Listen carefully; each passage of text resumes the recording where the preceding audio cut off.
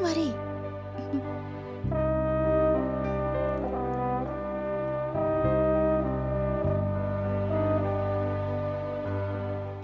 Okay, எல்லாம் பெர்ஃபெக்ட்டா இருக்கு. இன்னும் 4-5 நாள்ல டிஸ்சார்ஜ் பண்ணிடலாம்.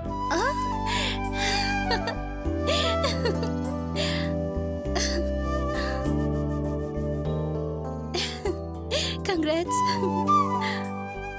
காயெல்லாம் ஆறின உடனே பிசியோதெரபி கொடுக்கலாம். வீக்லி ஒன்ஸ் வந்து செக்அப் பண்ணிக்கணும். Okay doctor. நீங்க இவ்ளோ கேர் எடுத்ததுனால தான் ஆனந்தி இவ்ளோ சீக்கிரமா குணமாக முடிஞ்சது. ஓ, இட்ஸ் மை டியூட்டி.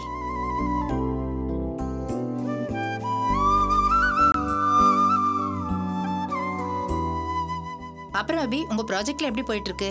நிறைய நாள் நீங்க ஹாஸ்பிட்டல்ல இருக்க வேண்டியதாயிடுச்சு இல்ல? பரவாயில்ல டாக்டர், ஆனந்தி நல்லபடியா குணமான வரைக்கும் எனக்கு சந்தோஷம்தான். ஓகே அபி, நான் அப்புறம் பார்க்கறேன். Okay, thank you.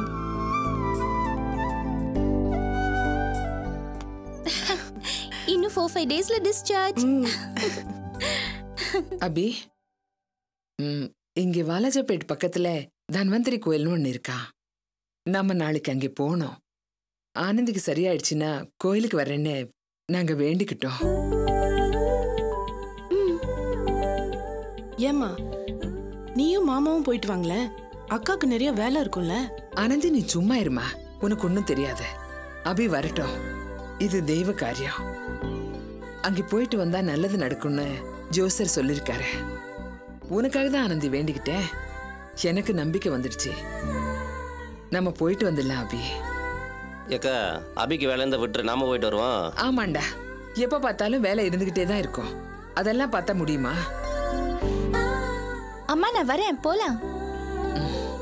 அக்கா இல்ல, உனக்கு நிறைய வேலை இருக்கும்ல, சொல்லு. பரவாயில்ல ஆனந்தி, நான் அட்ஜஸ்ட் பண்ணிக்கிறேன். போலாமா? அப்ப இங்க இருக்கிறது யாரு? Don't worry about that. நான் இங்க ஆனந்தியை பாத்துக்கிறேன். நீங்க எல்லாம் போயிட்டு வாங்க.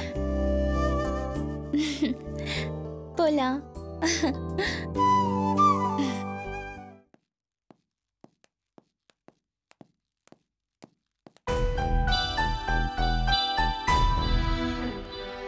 நான் போயிட்டு வரட்டும் மாமா. வாட் டாடி, இன்னும் கொஞ்ச நாள் இருந்துட்டு போலாமே. கொஞ்ச நாள் என்னம்மா, வாழ்க்கை முழுக்க உன் கூடவே இருக்கணும் தான் எனக்கும் ஆசை. ஆனா உன் பிசினஸ் ஒன்னையும் ஒரு இடத்துல இருக்க விடாது, எனக்கு இருக்கிற வேலை என்னையும் இங்க இருக்க விடாது. நீங்க இங்க இருந்த வரைக்கும் எனக்கு ரொம்ப ஆறுதலா இருந்தது டாட்.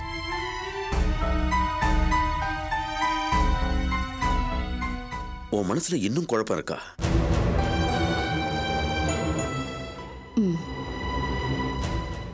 கொஞ்சம் கூட குழப்பமே இருக்க கூடாது. நானும் அப்படிதான் நினைக்கிறேன் டாட். ஆனா என் கடந்த காலத்துல அப்படி என்னதான் நடந்திருக்குன்னு என் மனசு சதா அலப்பாஞ்சிட்டே இருக்கு. கடந்த காலங்கிறது கார்ல இருக்கிற ரியர் வியூ மிரர் மாதிரி, தேவையான போதுதான் அதை பார்க்கணும். ஆனா அதையே கவனிச்சுக்கிட்டு வண்டியை ஓட்டினா ஆக்சிடென்ட் தான் ஆகும். நீ உன்னோட கடந்த காலத்தை சுத்தமா மறந்துறது தான் நல்லது. என்ன நடந்திருக்குங்கிறத யோசிக்கிறத விட இந்த நிமிஷத்தையும் எதிர்காலத்துல என்ன சாதிக்க போறோங்கிறதையும் யோசிச்சா அதுக்கு ஒரு அர்த்தம் இருக்கும்.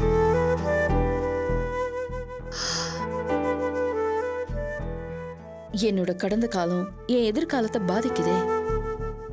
என்னை கொல்றதுக்கு முயற்சி நடந்துட்டு இருக்கு. யாரோ என்னை காப்பாத்துறாங்க. இதெல்லாம் ஏன் நான் தெரிஞ்சுக்க வேணாமா டாட்? நான் அசிஸ்டன்ட் கமிஷனரை பார்த்து பேசிட்டேன். இனிமே யாரும் உன்னை நெருங்க முடியாத அளவுக்கு பாதுகாப்பு கொடுக்கறேன்னு சொல்லியிருக்காரு. சீக்கிரமாவே குற்றவாளியை கண்டுபிடிச்சிருவாங்க. அப்புறம் உன் குழப்பத்துக்கெல்லாம் விட கிடைச்சிடும். அது வரைக்கும் பொறுமையா இருக்கிறதாமா உனக்கும் நல்லது. நீ உன் பிசினஸ்ல கான்சென்ட்ரேட் பண்ண. அப்போ அந்த தொல்காப்பியன் உன் கடந்த காலத்தை மறந்துருன்னு சொன்னா அவனையும் சேர்த்து தான் சொல்றேன். நீ எப்ப எங்க வீட்டுல காலடி எடுத்து வச்சியோ அப்பவே நீ எங்க பொண்ணாயிட்ட. நீ என்னோட பொண்ணுமா. அதுக்கு முன்னால உனக்கு கடந்த காலங்கிறது இல்லைன்னு நினைச்சுக்க.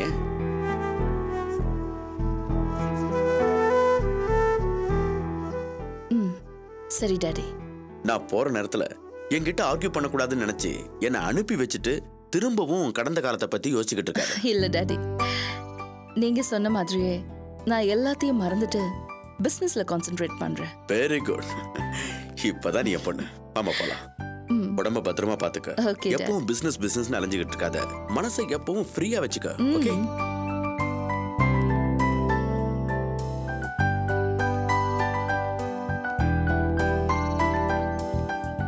நான் புறப்படுறேன். பாய் டாட், டேக் கேர். வர ரவி. வாங்க வர ஜெனி. வாங்க சார்.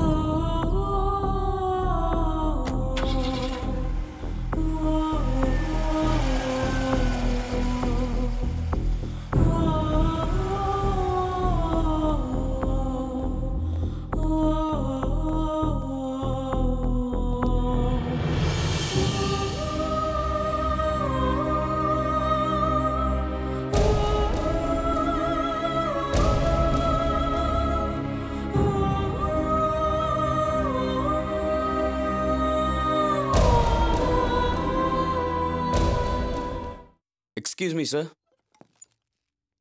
Come in.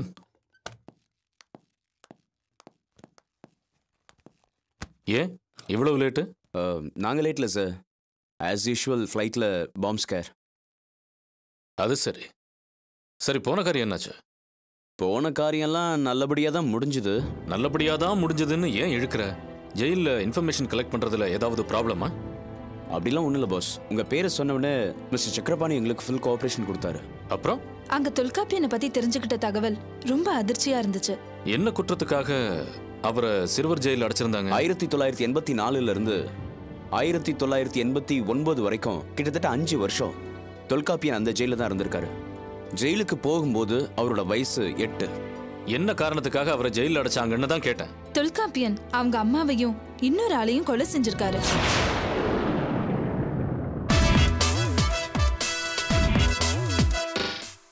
என்ன பாஸ்? சித்ரா சொன்ன அந்த இன்னொரு ஆளு தொல்காப்பியன் அம்மாவோட கள்ளக்காதலன்.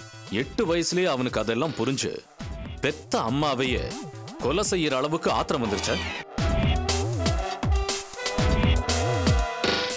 சரி, ஜெயில இருந்தப்ப அவனோட ஆக்டிவிட்டிஸ் எப்படி இருந்ததுன்னு விசாரிச்சீங்களா? ரொம்ப அமைதியா இருந்திருக்காரு. தான் உண்டு தான் வேலை உண்டுன்னு இருந்திருக்காரு. ரொம்ப நல்ல படிக்கிற ஸ்டூடெண்டாவும் இருந்திருக்காரு. அவருக்கு கிடைச்ச 7 வருஷ தண்டனையை கூட 5 வருஷமா குறைச்சிருக்காங்க. ஆமா சார், அவரோட நன்னடத்த காரணமா தான் 5 வருஷத்திலே ரிலீஸ் பண்ணிருக்காங்க. ஜெயில இருந்தப்ப அவனுக்கு யாராவது ஃப்ரெண்ட்ஸ் இருந்திருக்காங்களா? யார் கூடயாவது நெருங்கி பழகி இருக்கானா? தான் உண்டு தான் வேலை உண்டுன்னு தான் இருப்பாராம். ஆனா மத்தவங்களுக்கு நிறைய ஹெல்ப் பண்ணுவாராம். ஓ, 5 வருஷமா ஒருத்தர்கிட்ட கூட நெருக்கமா பழகல அப்படின்னா ஆச்சரியமா தான் இருக்கு. அதே சமயத்துல அவன் கேரக்டர் பத்தின சந்தேகமும் வருது. என்ன சொல்றீங்க சார்? யோசிச்சு பாரு சித்ரா, தன்னோட அம்மாவையும் அவளோட கள்ளக்காதலனையும் கொலை செஞ்சுட்டு ஜெயிலுக்கு போன ஒருத்தன் அமைதியா இருக்க முடியுமா? மனசுக்குள்ள சதா ஒரு வெறி இருந்துகிட்டே இருக்காது? என்ன சார் சொல்றீங்க? பாதிக்கப்பட்டவனோட அமைதி ரொம்ப ஆபத்தானதுன்னு சொல்றேன். நான் அவர் கூட பழகின வரைக்கும் எனக்கு அப்படி எதுவும் தெரியலையே. சித்ரா, தொல்காப்பியனோட வாழ்க்கையில நாம எதிர்பார்த்ததை விட மோசமான சம்பவங்கள் நடந்திருக்கு. மேலோட்டமா பார்த்து நாம ஒரு முடிவுக்கு வந்துட முடியாது.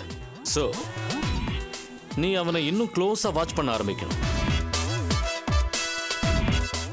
அதே சமயத்துல எச்சரிக்கையாவும் இருக்கணும். நாம அவனை வாட்ச் பண்றோம்னு அவனுக்கு சந்தேகமே வரக்கூடாது. அவன் கூட நெருங்கி பழகிறதால இதே மாதிரி பல ரகசியங்கள் வெளிவரும்னு நான் எதிர்பார்க்கிறேன். ஓகே பாஸ், இனிமே தொல்காப்பியனை க்ளோஸா வாட்ச் பண்றதா என்னோட ஒர்க். வாட்ச் பண்றது மட்டும் இல்லாம உடனுக்குடனே அதை பத்தின தகவல்களை கொடுத்துக்கிட்டே இருக்கணும். Okay boss. சரி, வேற ஏதாவது தகவல்கள் சொல்ல வேண்டியிருக்கா? இல்ல சார், கிடைச்ச இன்ஃபர்மேஷன் அவ்வளவுதான். சரி, உங்களை பார்த்தா ரொம்ப டயர்டா இருக்கிற மாதிரி இருக்கு. போய் ரெஸ்ட் எடுத்துட்டு நாளைக்கு மார்னிங் வாங்க. Okay sir. Okay okay.